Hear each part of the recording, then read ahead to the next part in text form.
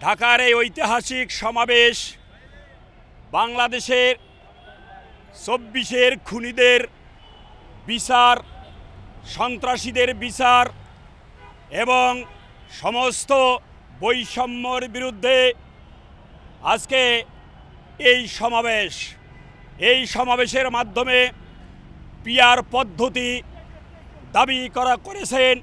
এই পিআর পদ্ধতির মাধ্যমে আগামী জাতীয় সংসদ নির্বাচন হবে এবং এই দাবির পরিপ্রেক্ষিতে আজকের এই সমাবেশের মাধ্যমে আমরা জানিয়ে দিতে চাই, আগামীর বাংলাদেশ হবে বৈষম্য বিরোধী বাংলাদেশ, আগামীর বাংলাদেশ হবে ন্যায় নীতির বাংলাদেশ, আগামীর বাংলাদেশ হবে ইনসাফের বাংলাদেশ।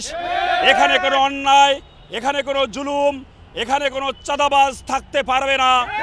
আজকের এই সমাবেশের মাধ্যমে আমরা জানিয়ে দিতে চাই যে বাংলাদেশে কোনো সন্ত্রাসবাদ, চাঁদাবাদ এবং বৈষম্যবাদের আস্থানা এই বাংলাদেশে হবে না। এই আশাবাদ ব্যক্ত রেখে আজকের এই সমাবেশ সফল করার জন্য আমি সকলকে উদাত্ত আহ্বান করছি।